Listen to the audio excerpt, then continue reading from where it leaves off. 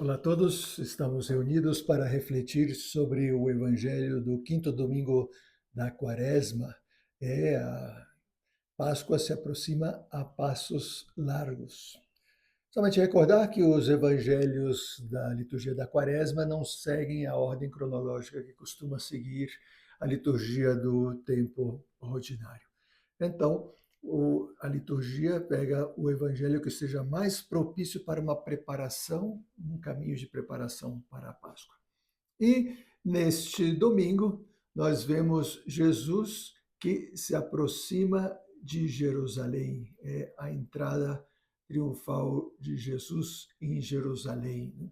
Estamos no Evangelho segundo São João, no capítulo 12, né? E disse que entre os que estavam subindo a Jerusalém estavam também os gregos, né? Quando se fala de gregos, quer dizer pessoas que não são da cultura judaica, sobretudo mais próximos aos conquistadores, aos romanos, pessoas que têm uma cultura helenística, que estão mais com uma religiosidade dos deuses pagãos. Os deuses gregos e os deuses romanos são basicamente os mesmos, só mudam os nomes, né? Então, que essas pessoas procurassem a Jesus no momento que ele está subindo a Jerusalém, já é uma mensagem que São João nos quer deixar. Quer dizer, essa subida de Jesus a Jerusalém é uma semana antes da sua ressurreição. Então, ele já está na última fase da sua missão. E estando nessa última fase, já começam algumas pessoas que não são judias a se sentirem atraídas pela nova fé, pela nova aliança que Jesus veio fazer com os homens. Esse é o contexto desse evangelho. Jesus está subindo para Jerusalém, ele vai entrar gloriosamente em Jerusalém, mas poucos dias depois ele vai ser condenado, julgado, morto e ressuscitará. Deixo agora vocês com a leitura do Evangelho de São João, capítulo 12, versículos 20 a 33. Boa leitura.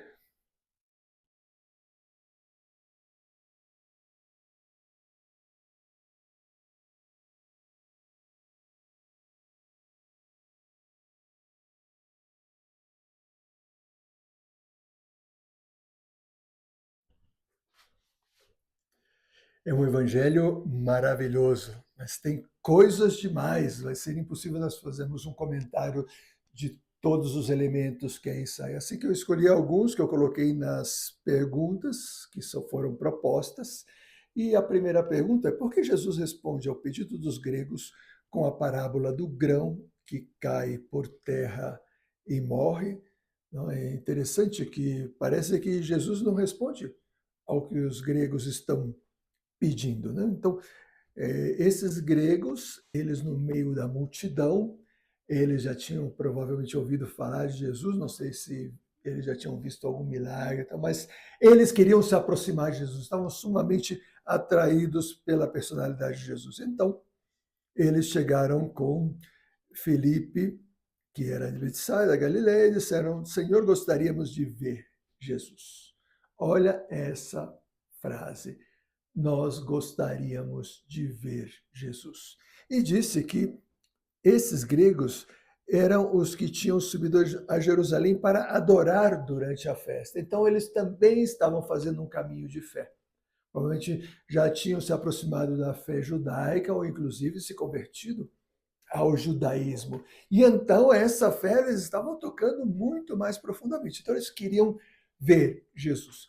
Nós sabemos que na linguagem bíblica, ver não é simplesmente como assistir. Ah, eu quero ver um filme, eu quero ver essa pessoa. Ver aqui quer dizer quero me encontrar com ele, quero fazer uma experiência. Quando nos Salmos fala do grande desejo do ser humano de ver a Deus, não é simplesmente ver como quem vê uma fotografia. Ah, eu quero ver. Não. Eu quero fazer a experiência. Eu quero me encontrar com essa pessoa. Um encontro que vai além do simplesmente cumprimentar. Eu quero conhecer. Um conhecer que implica uma possível mudança de vida. né? Tudo isso está implicado nessa palavra, nós queremos ver Jesus. Então, Felipe foi com André e os dois foram falar com Jesus. Eles disseram, Jesus, tem aí uns gregos, parecem boa gente, eles estão querendo falar contigo e tal. E Jesus lhes responde algo que parece nada a ver. Chegou a hora em que o Filho do Homem vai ser glorificado. Em verdade vos digo, se o grão de trigo que cai na terra não morre, ele continua só um grão de trigo. Mas se morre, então produz muito fruto.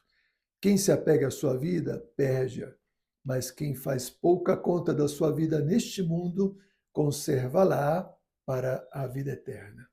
Se alguém me quer servir, siga-me, e onde eu estou, estará também o meu servo. Se alguém me serve, meu Pai o honrará. Uau! Tudo isso só porque os gregos queriam vê-lo? Claro que não. São João é um evangelista muito profundo. Ele condensa nessa resposta de Jesus a resposta teológica de que quem quer ver a Deus. Ele coloca primeiro na boca desses gregos, ele aproveita essa situação dos gregos. Queremos ver Jesus. Quem são os gregos? Pois somos todos nós. De certa maneira, esse evangelho está escrito para nós, para todos aqueles que não seriam originários do judaísmo. A fé que chegaria ao mundo inteiro, a todas as nações. Isso querem dizer os gregos, que estão num caminho de aproximação e querem ver Jesus. Somos nós queremos ver Deus. Jesus é o Filho de Deus, é a segunda pessoa da Santíssima Trindade encarnada, é a manifestação de Deus entre nós. Nós queremos vê-lo, mas não só ver com os nossos olhos, nós queremos nos encontrar, nós queremos fazer uma experiência com o Deus encarnado. E então, o que Jesus responde a isso? Venham, eu estou aqui, vejam. Não. Ele não quer que a gente faça uma experiência com os olhos físicos. Ele quer que a gente faça uma experiência com os olhos do Espírito. Então, ele fala da necessidade de morrer para dar fruto. Morrer para dar fruto. A parábola é o seguinte: quando você planta uma semente, pegamos, por exemplo, uma semente de laranja, você planta. Essa semente, para poder brotar, ela tem que apodrecer, ela tem que morrer, ela tem que deixar de ser o que ela era, uma semente. E então o que está dentro dela arrebenta a semente e sai. As raízes para baixo, o caule para cima. E começa a desenvolver. E o que sobrou da semente? Nada. A semente foi aniquilada. Ela teve que cair na terra, ser sepultada e morrer. E aí ela brotou. E depois de brotar, ela cresceu. E depois de crescer, ela floresceu. E depois de florescer, ela deu fruto. Jesus está dizendo, se nós queremos nos encontrar com Deus, nós não podemos ficar com as experiências humanas, dos sentidos, da vista, do ouvido, do tato, do paladar. Nós não podemos mais ficar atrás de sentir coisas, de experimentar coisas, de viver emoções. Tudo isso serve para essa vida. Nos faz felizes nessa vida, ou inclusive nem sequer nessa vida, nos dá momentos de felicidade. Comer algo gostoso, abraçar alguém, fazer uma viagem a um lugar incrível, surfar uma onda gigante, pular de paraquedas, emoções que são químicas, que depois ficam da nossa memória. Mas nós, se realmente queremos encontrar com Deus, nós temos que transcender a matéria. E para isso nós precisamos morrer ao que nós somos, porque o pecado que está em nós não nos deixa transcender, nos ajuda ou nos obriga, nos escraviza a ficar nos nossos sentidos. Então Jesus ele está dizendo uma lei da vida espiritual fundamental. Para nós nos encontrarmos com Deus, nós precisamos negar-nos nós mesmos, nós precisamos ser purificados dos nossos pecados, das nossas tendências ao egoísmo, à inveja, à luxúria, à ira, a todas as paixões, vaidades, nós precisamos morrer a nós mesmos. Se o grão de trigo que cai na terra não morre, ele continua sendo só um grão de trigo. Se nós nos dedicamos simplesmente a querer ter experiências nessa vida, nós vamos tê-las, possivelmente. E vão ser experiências muito boas, mas nós vamos ser só seres humanos vivendo aqui nessa vida. Se nós queremos transcender e deixar que Deus da eternidade entre no tempo e nós possamos fazer a experiência dele aqui, agora e depois na eternidade, nós precisamos morrer a nós mesmos. Nós precisamos nos negar. E Jesus é o primeiro que faz isso. Ele é a primeira semente que cai na terra e morre. Ele dá a vida por nós. Ele se sacrifica. Então ele está dizendo, eu não estou só aconselhando você a morrer, eu vou em primeiro lugar e eu dou o exemplo. Eu abro mão de todos os prazeres deste mundo para poder seguir um exemplo, para poder deixar um exemplo, desculpa, para vocês do caminho de santidade. E quanto mais sede de santidade você tenha, mais você vai querer morrer a si mesmo. E mais Deus vai se manifestar em você. E mais Deus vai suprir tudo aquilo que você deixou. Porque não se trata de deixar para ficar com nada. Se trata de deixar para que Deus entre e supra com creces, abundantemente, transbordantemente, aquelas pequenas coisas que você deixou. Como se pode comparar uma miserável semente com a árvore que nasce dessa semente? Peguem uma semente de laranja e vão do lado de uma laranjeira e comparem. Peguem um pinhão e vão do lado de uma araucária e comparem. O que vale mais? A sua vida, que é um mísero pinhão, ou essa tremenda araucária, que é o que Deus quer fazer da sua vida, se você deixar que ele te soterre e você apodreça na terra e possa daí transbordar a nova vida que Deus vai trazer para nós. Como vocês veem, eu só comentei a primeira frase de Jesus, não vai dar tempo de comentar todas as outras, deixo ao Espírito Santo que lhes inspire e passamos para a seguinte pergunta: por que Jesus está angustiado? Porque mais para frente, já no versículo 27, diz Jesus: agora sinto-me angustiado. Mas ele não estava no momento de glória, ele estava na entrada triunfal em Jerusalém. As pessoas que vinham pelo caminho estavam clamando, aclamando a Jesus. Jesus estava montado sobre um burrinho, simbolizando a vinda do Messias, que entrava na cidade santa, na qual ele seria rei, Jerusalém. E todas as pessoas vinham clamando, Hosana, bendito o que vem em nome do Senhor. E colocavam os seus mantos e palmas para que ele passasse por cima, simbolizando que o acolhiam como rei. É um momento de maior glória de Jesus na terra. Então, por que ele está angustiado? Porque esse é o início da sua paixão. Jesus sabe exatamente os passos que ele está dando. Ele, como Deus, está sereno, tranquilo, porque ele vai fazer a vontade do Pai. Ele, como homem, sabe o sofrimento que está vindo sobre ele. Ele, misticamente, já começa a experimentar isso desde antes. Ele, quando se encarnou, ele assumiu a nossa humanidade em todos os sentidos, menos no pecado. Então, também no sofrimento, também na dor. E a angústia é um sofrimento antecipado de algo que vai acontecer. Jesus está angustiado. Ele sabe. E mais do que nós que imaginamos coisas, ele sabe. Ele não está imaginando. Ele sabe o sofrimento que ele espera. Então, ele já está vivenciando esse sofrimento. E aí ele diz a continuação: e que direi? Pai, livra-me dessa hora? Qualquer um de nós diria isso. Senhor, olha, será que não tem um plano B, uma alternativa, talvez algo um pouco mais fácil, porque isso da cruz está muito difícil. E aí Jesus responde para si mesmo, né? mas se foi precisamente para esta hora que eu nasci. Eu nasci para sofrer na cruz. Eu nasci para salvar as pessoas que eu amo do sofrimento eterno, para tê-las depois comigo na eternidade. Então não é agora que eu vou me retirar.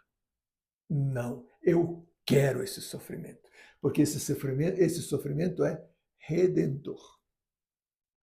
E aí ele continua: Pai, glorifica o teu nome. Pai, glorifica o teu nome. O que quer dizer essa frase? A glória é a manifestação da grandeza de Deus. Então, de uma pessoa. Então, quando se um jogador ganha a Champions League, então levanta o troféu, essa é a sua glória. Está manifestando que foi um grande jogador, conseguiu vencer os demais, né? Quem consegue um título, quem consegue subir uma alta montanha, quem consegue se superar, isso é uma glória. Mas então, o que Jesus está dizendo ao Pai? Pai, glorifica o teu nome.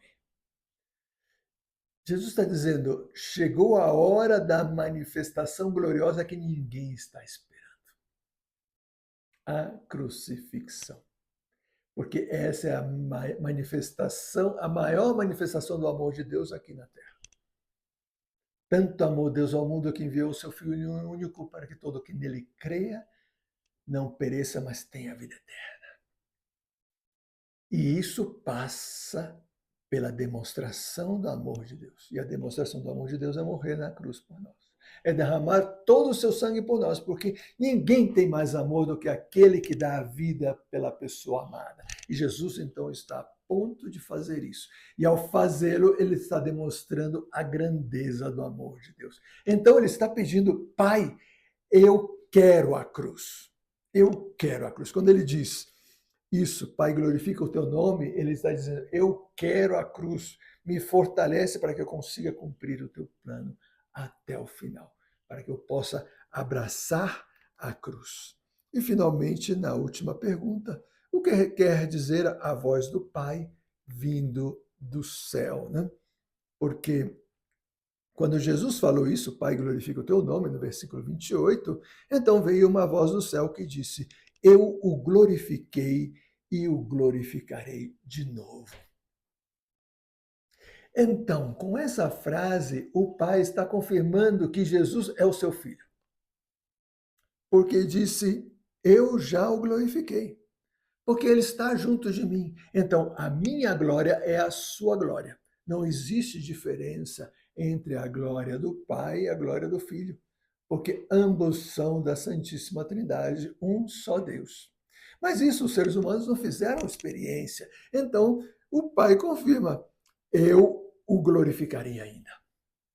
Então, essa glória que vocês não conhecem, eu vou manifestá-la, mas não só na paixão, que é a grande demonstração do amor, mas para demonstrar que esse amor venceu a morte, eu glorificarei também na ressurreição. E depois na ascensão, na qual a natureza humana, unida ao meu filho, isso é o Pai que está falando, né? Estará junto comigo na glória. Olha que coisa mais maravilhosa. A glorificação transcende absolutamente qualquer expectativa dos discípulos, por exemplo. Nunca podiam imaginar o que estava por acontecer. Eles que estavam querendo só uma glória humana, uma coroação terrestre, um império terrestre, que coisa mais miserável. Sendo que Deus quer coroar o seu filho na eternidade, junto com a nossa humanidade. Essa é que é a parte extraordinária da revelação que Deus nos faz através dessa frase, eu o glorificarei, eu o glorifiquei e o glorificarei de novo. E a multidão que estava aí ouviu, uns diziam que era um trovão, outros afirmavam foi um anjo que lhe falou. E Jesus responde, essa voz que ouvistes não foi por minha causa, porque Jesus não precisava, ele já sabia, mas por causa de vós. Então, tudo está para acontecer. Peçamos a Deus nosso Senhor que nós consigamos, nesse quinto domingo de Quaresma, aprofundar um pouco mais, não só nessa mensagem, mas nesse desejo. Nós, como os gregos, queremos ver a Deus e nós estamos dispostos, então, a morrer junto com Jesus na cruz para poder ressuscitar com Ele. Disso se trata essa preparação.